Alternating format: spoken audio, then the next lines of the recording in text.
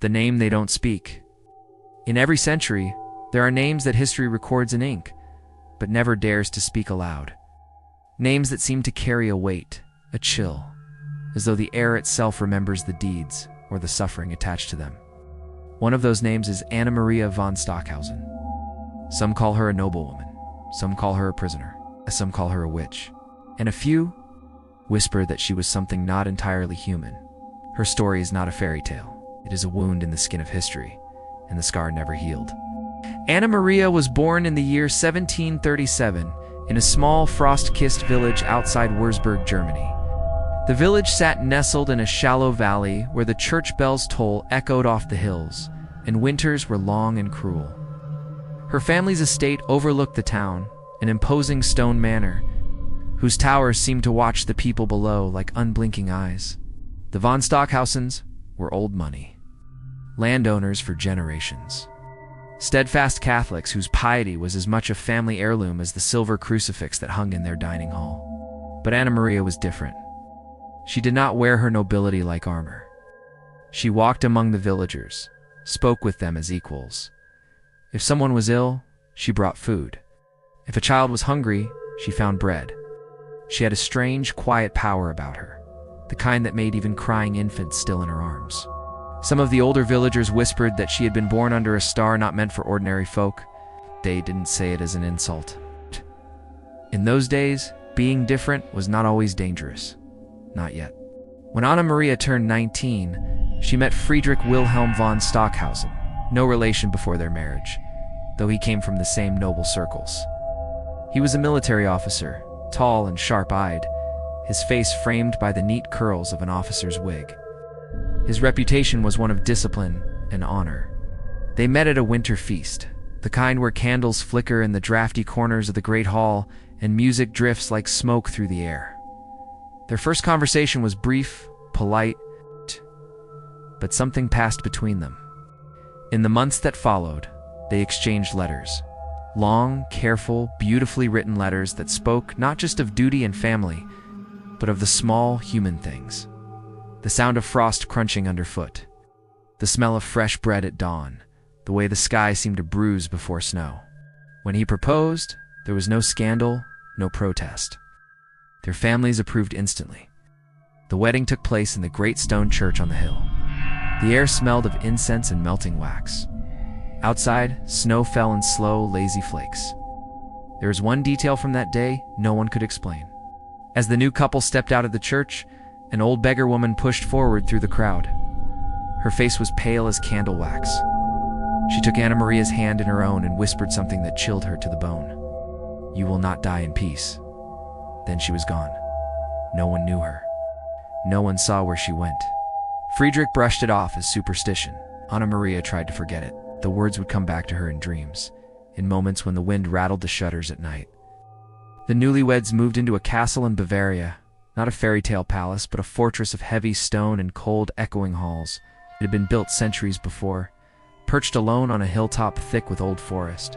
Mist clung to the place like a second skin. Even in the height of summer, a pale fog drifted across the grounds in the early morning and lingered past noon. The villagers said it was because the hill was cursed. The priests said it was just nature. Anna Maria loved it. She filled the halls with flowers in the spring, with warm firelight in the winter. She and Friedrich had 4 children, each as bright-eyed and lively as the next. The castle rang with laughter, footsteps racing across flagstones, the smell of bread and roast drifting from the kitchens. For years, theirs was the life people dream about. A life untouched by darkness. Or so it seemed. In quiet moments, the mist seemed to press closer to the castle walls. At dusk, shadows gathered in corners where no candlelight reached. Servants sometimes spoke of hearing footsteps in the halls at night when no one was walking. Anna Maria, ever practical, dismissed it as old house noises. But in her heart, she sometimes felt as though the castle were listening. And the old woman's words, "You will not die in peace," never truly left her. The year 1775 would change everything. It began with small things. The weather turned strange.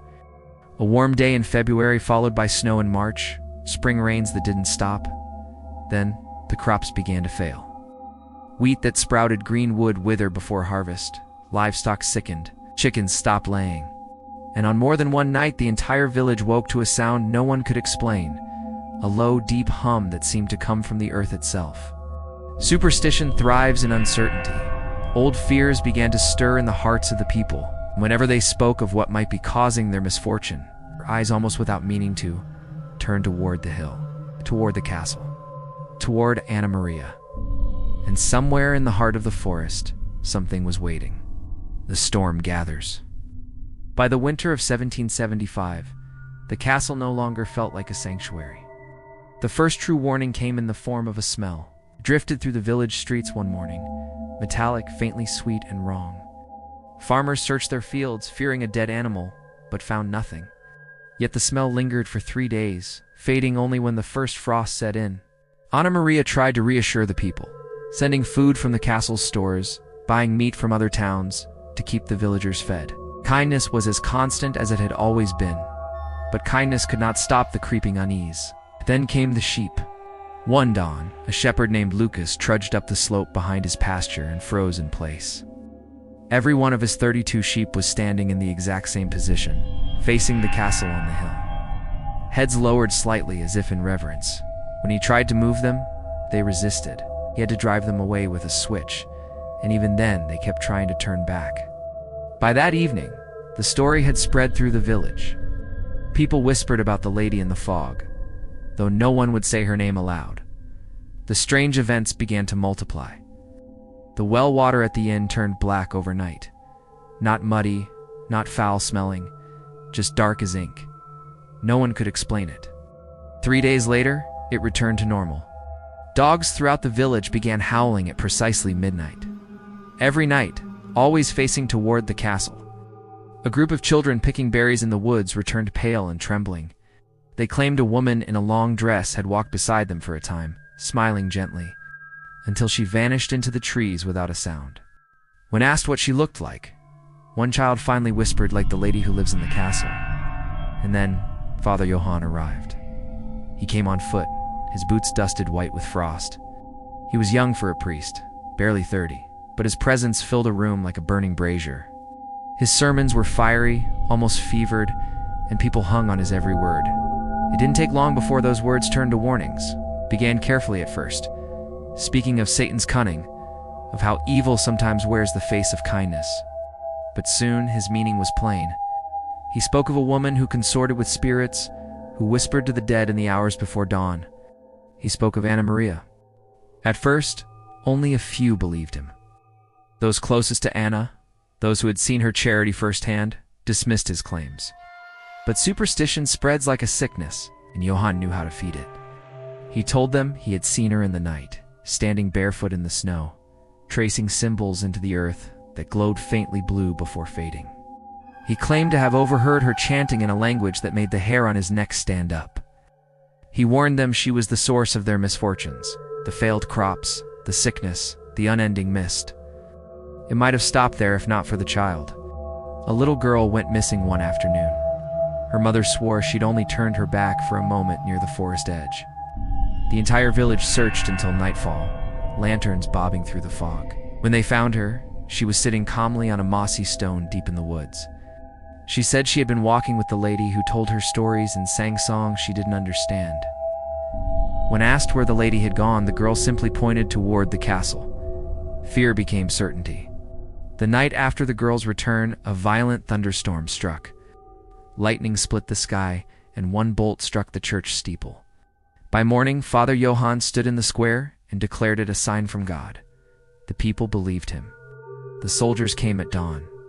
Anna Maria woke to the sound of iron-shod boots pounding up the stone steps. The great wooden door shuddered under heavy fists. Friedrich tried to reason with them, but the soldiers pushed past, their faces grim. Chains were brought for both husband and wife. Children cried out, clinging to Anna Maria's skirts until they were pulled away by servants. As she was led down the winding drive toward the waiting wagons, she searched the faces of the villagers who had once smiled at her in the market. No one met her eyes. The ride to Würzburg was silent, but for the creak of the wagon wheels. Somewhere behind them, the castle loomed through the mist, its highest tower barely visible. Anna Maria knew she might never see it again, and though the soldiers did not speak to her, she could feel it in the air. Her fate had already been decided. In the days ahead, there would be no mercy, no fairness. Only a trial whose verdict had been written before it began. The trial without mercy. The courthouse in Wurzburg stood like a relic from a colder age, all gray stone and high narrow windows that let in little light. Inside, the air smelled faintly of damp wood and candle smoke. On the morning of Anna Maria's trial, the chamber was already full. Villagers from miles around had come to see the so-called witch face justice. Some came out of curiosity, some out of fear, and a few for revenge they could not name. She was led in with her hands bound, her chin held high. She wore no finery, only a plain gray dress given to her after her arrest. Her hair had been neatly tied back, though strands had loosened in the night and hung around her face like shadows. Friedrich was not at her side. His own hearing, she had been told, was being held elsewhere. Whether he still lived, she did not know. The proceedings began without ceremony. The presiding magistrate read the accusations in a voice that carried no trace of doubt. Practicing witchcraft in league with the devil, cursing the land and livestock of the region, speaking in tongues unknown to man, consorting with spirits of the dead. No evidence was presented beyond the testimony of Father Johann and a handful of villagers who claimed to have seen her walking at night, whispering to herself in the fog. Anna Maria's turn to speak came swiftly. She rose, chains clinking at her wrists, and addressed the court in a voice clear and steady. "I have served my God all my life," she said. "I have fed the hungry, tended the sick, and shown kindness even to those who despised me. If the mists came, if the crops failed, if storms struck your homes, do you truly believe they came from my hand?" Her words might have swayed a fair court, but this was no fair court. Father Johann stepped forward. His face was pale with righteous fire, his voice rising as he painted a picture of Anna Maria as a serpent hidden in their midst. "She is the smiling mask of evil," he declared. "I have seen her write the devil's mark upon the earth. I've heard her speak the language of the pit. The people's suffering is the proof of her guilt. This woman walks with demons and she must be purged." The crowd murmured in agreement. And then something happened. A cold wind swept through the chamber. The candles nearest the bench flickered, one snuffing out entirely. Several in the crowd drew their cloaks tighter, glancing around nervously. A quill pen on the clerk's desk cracked in half with a sharp sound. Quick! Ink bled across the parchment in dark, jagged lines. No one spoke of it, the magistrate continued, as if nothing had happened. But Anna Maria saw the sideways looks, the whispers exchanged behind raised hands. The room itself seemed to lean toward the verdict. By midday, it was given. Guilty, sentence, death by fire. There was no gasp from the crowd, no shock. Only a grim acceptance, as though this ending had always been inevitable.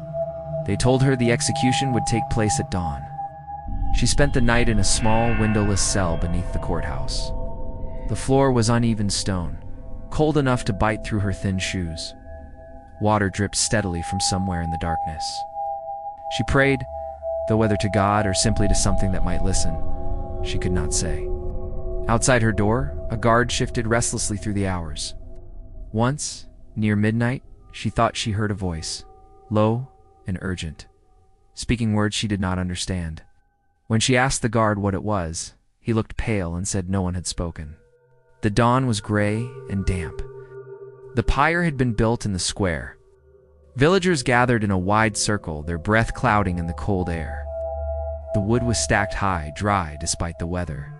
Anna Maria was led to the stake. Her heart did not race. She did not weep. And then, a murmur passed through the crowd. The executioner was not moving. He stood with his hands at his sides, his face drained of color. When pressed to light the pyre, he shook his head. His voice trembled as he spoke. "A dream came to me in the night," a voice said. "Do not spill the blood of the innocent." "I will not." Gasps and angry mutters rippled outward. The magistrate barked orders, but the executioner only repeated his refusal, stepping away from the torch. Perhaps they feared the omen of defying such a dream. Perhaps they simply saw no other way forward. But within the hour, the sentence was changed. Anna Maria would not burn, not yet. she would be sent far from Wurzburg to the prison in Kempen to live out her remaining days in confinement. Friedrich was taken elsewhere, where no one told her. The children were sent away to distant kin, hidden from public scorn. And so, in the deep of winter, Anna Maria was placed in the back of a prison cart. As it rolled away from the square, she looked out at the gathered faces. Some curious, some relieved, some hard with satisfaction. Not one of them smiled at her. The road stretched on for days. Snow fell, the landscape vanishing into white silence. The prison waited like a mouth ready to swallow her whole. Whatever she had been before, noblewoman, mother, beloved figure, was gone now. And in the stone belly of that place, history would say she died. But history has a way of lying. The coffin that wouldn't keep her. The prison at Kempen was older than the town around it. Built in the 1500s, it was less a place of justice than a stone wound in the earth. Damp, lightless, and hungry. Anna Maria's cell was narrow, barely the length of her body. The ceiling dripped with constant moisture, and the straw mat in the corner smelled faintly of rot. Days bled into weeks, weeks into months. Seasons passed and half-remembered fragments of cold and hunger. The jailers rarely spoke to her. When they did, it was with the wary politeness one gives to a chained animal. Some of the other prisoners whispered about her. They said she walked in her sleep, murmuring words that made the hair on their arms stand up. They swore she sometimes hummed low and melodic, and that the melody stuck in their heads for days afterward. Old Thief swore he had seen her kneel in the dark and press her palm against the wall. When she drew it back, the stones were slick with frost. No one confronted her. Even murderers kept their distance. In the winter of 1781, Anna Maria took ill. The prison doctor declared it a wasting sickness, something slow but certain. On a bitterly cold night, she lay in her cell, breathing shallowly. The mat beneath her seemed to sink into the earth. Her hands, pale as bone, trembled when she tried to lift them in prayer. The guard on duty later said she whispered a name just before she went still, a name he didn't recognize. By morning, she was dead. The burial was quick. Prisoners who died in Kempen were given no ceremony. Her body was placed in a plain pine coffin and lowered into the earth in a corner of the prison yard. A thin layer of frost coated the ground as the last shovelful of dirt fell. That, according to the prison records, was the end of Anna Maria von Stockhousen. Years passed. The prison changed hands. New walls were built over old foundations. Then one summer, a crew of laborers was sent to dig a drainage channel near the prison yard. Their shovels struck wood sooner than expected. Thinking they'd found an old storage box, they pried it open. It wasn't a box, it was a coffin. The wood was cracked, splintered from the inside. Something or someone had clawed at it. Deep grooves gouged into the pine, the marks unmistakably human. But there was no body, just scraps of rotted fabric and a faint, lingering smell. Not of decay, but of damp earth and something metallic, like rust or blood. The discovery was quietly buried in the records. But silence cannot stop what moves in the dark. Not long after, stories began. A farmer walking his fields at dawn saw a woman moving slowly across the mist-shrouded ground. She wore a long dress in tatters, her hair tangled, her skin pale as moonlight. Children began waking in the night screaming, saying a woman had been standing at their window, watching them sleep. Livestock were found dead in their pens, eyes wide, tongues blackened, bodies untouched by predators. And always, the sightings came near the same places. The old road to Wurzburg, the forest around the castle hill, the meadows between. One night, 2 hunters were returning from the forest when they saw her. She was standing on the path ahead, barefoot, the rags of a noblewoman's gown fluttering in the windless air.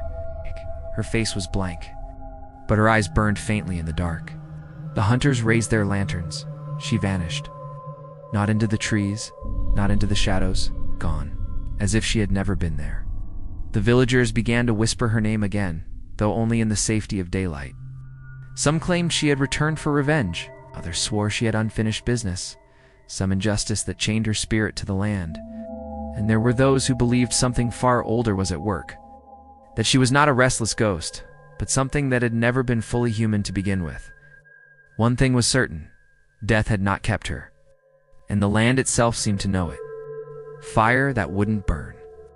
It began with a whisper in the tavern. Miller's wife claimed she had seen Anna Maria at the edge of her field just before sunset, standing motionless among the high grass. When she looked again, she was gone. 2 nights later, a boy swore he saw a pale woman walking along the riverbank. Her bare feet made no sound in the mud, and her reflection did not appear in the water. By the end of the week, nearly everyone in the village had heard the rumors. And one thing was certain.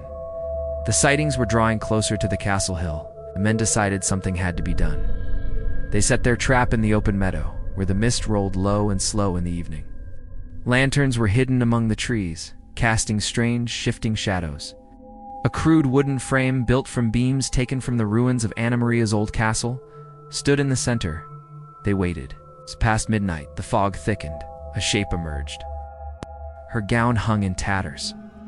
Her hair was unbound, streaming around her like black water. Her skin was so pale it seemed to catch what little moonlight slipped through the clouds. She walked straight into the trap. She didn't run. She didn't fight. She simply looked at them, each man in turn, her gaze cold and unreadable. They bound her to the wooden frame with heavy ropes, their hands shaking, though the night was windless. The priest blessed the pyre. The men set the wood beneath her feet. A torch was brought forward. Flames caught instantly, leaping upward, crackling and roaring in the stillness. Smoke rose in dark coils wrapping around her, but Anna Maria did not burn. Her skin did not blister. Her hair did not singe. Her dress, ragged and dry, did not blacken. The fire seemed to bend away from her, curling around her form as though reluctant to touch her. Then she began to sing. It was not a melody any of them recognized. Low, slow, and resonant. It seemed to pulse in their bones rather than in their ears. The notes rose and fell like the breathing of some great unseen thing. A few men stumbled back, their eyes wide. One dropped his torch entirely. The singing grew louder. Some swore they could hear words inside the sound, words in no human tongue, yet filled with a meaning they could feel. And the fire, instead of consuming her, flared higher, swirling unnaturally around the frame. Panic set in. Several fled into the mist, their shouts quickly swallowed by the night. Only a few remained, frozen, unable to look away. From the edge of the meadow, a man stepped forward. Matthias Keller, the mystic. He was known in the region as a hunter of darkness. A man who had traveled through plague-struck villages, cursed woods, and places the church itself avoided. His hair was long and shot with gray, his eyes sharp and unafraid. He walked toward the fire slowly, each step deliberate. The flames seemed to quiet as he approached, their roar falling to a low hiss. He stopped a few paces from her and spoke, his voice steady. "Hey, why don't you die?" Anna Maria stopped singing, her head lifted slightly, and for the first time that night, her eyes met his. They were not the eyes of a victim, or entirely the eyes of a predator. They were the eyes of something that had seen death, and passed through it untouched. Her voice, when it came, was soft, but carried through the clearing, because I was buried in cursed earth, with betrayal, with lies, with blood that was not mine. Till I am laid to rest in holy ground, I will rise again, and again. As her last word faded, lightning split the sky, struck the wooden frame, sending a blinding flash through the meadow. The fire leaped upward, engulfing everything in a roar. Men dropped to their knees, shielding their eyes.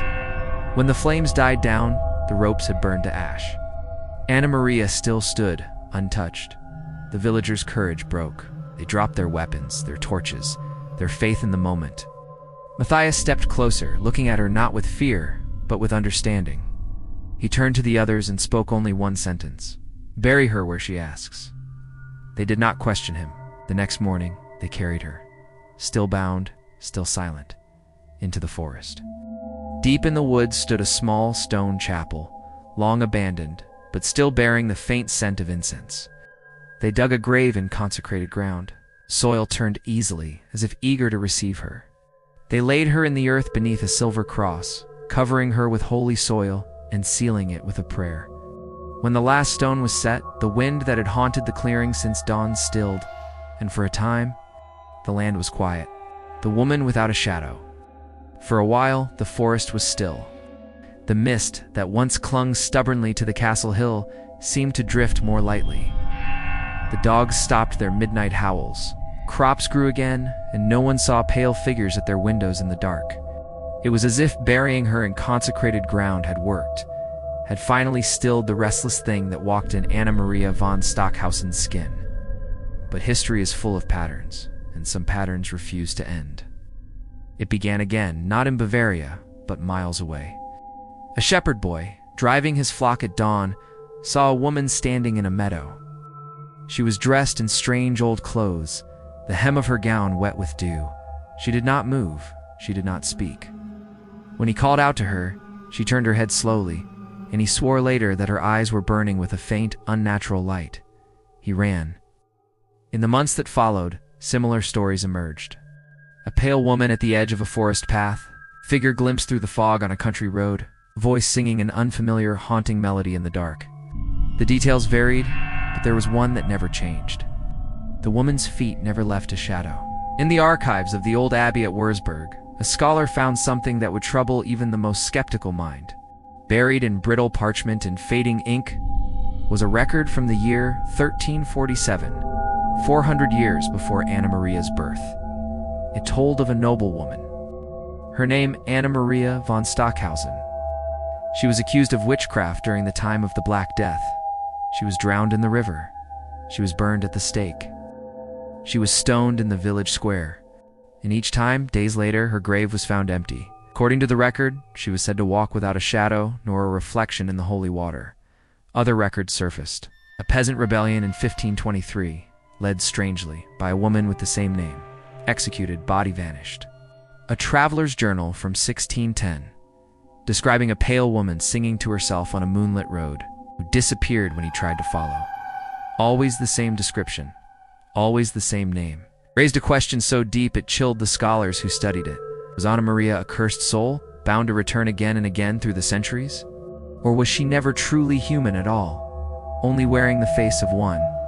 Some believe she had been wronged so deeply, so repeatedly, that her very spirit refused the rest of death. That betrayal had become a seed in her soul, growing into something immortal and unyielding. Others thought she was a guardian of some ancient, forbidden truth, and that killing her in any century only set her free to walk again. But the villagers had their own, simpler belief, that Anna Maria was still out there, and that she was looking for something, or someone. Which brings us to now. If you walk alone on a fog-heavy night, and the air is colder than it should be, if you hear singing in the distance, a song that makes your skin prickle, if you see a pale woman on the road ahead, standing utterly still, watching you, do not approach her. Do not call out. And for the love of whatever you pray to, never, ever try to follow her. Because if she turns her head and you see her eyes, it may already be too late. As they say, her story is over. That she's buried in holy ground, far from the place of her curse. But curses have long memories. Shadows are not the only things that follow you home. You're part of this now. You're subscribed, whether you're meant to be or not.